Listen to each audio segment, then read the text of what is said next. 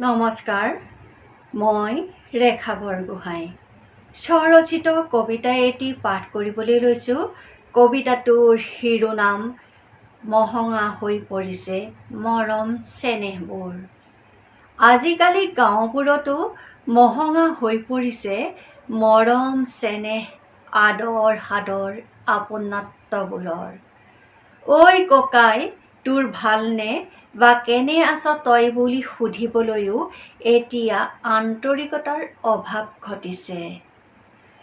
ককাই ভাই, পাই ভনী, পেহা পেহী, মহা মাহী, ককাই বৌ সম্বন্ধবোৰৰ মাজতো যেন এতিয়া ক'ৰবাত নহয় ক'ৰবাত কেনা লাগিছে। আগতে গাঁৱৰ মানুহবোৰ মাত কথাত দুখীয়া নাছিল।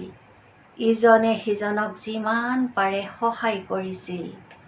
ধনৰ ধনী নহ'লেও মনৰ ধনেৰে সকলো ধনী আছিল। কেঁচা বাঁহ কাঠৰ সৰু ঘৰ আছিল যদিও সকলোৱে যৌথভাৱে বাস কৰিছিল। সম্পৰ্কবোৰ আছিল নিকপকপীয়া। মৰম চেনেহবোৰ বৈ আছিল অবিৰামভাৱে। এতিয়া গাঁওবোৰতো পকী ঘৰ হ'ল, ডাঙৰ ডাঙৰ কোঠা, আধুনিক সাৰ-সৰঞ্জামেৰে পৰিপূৰ্ণ।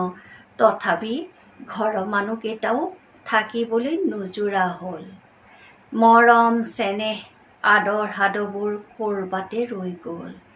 সাধ্য থাকিলেও এতিয়া কোনেও কাকো সহায় নকৰে। ককাই ভাইৰ মাজতো এতিয়া আপোন পেটীয়া ভাৱ এটা গঢ় লৈ উঠিল। এতিয়া গাঁওবোৰতো মহঙা হৈ পৰিল মৰম চেনেহ, আপোনত্ববোৰৰ। ধন্যবাদ।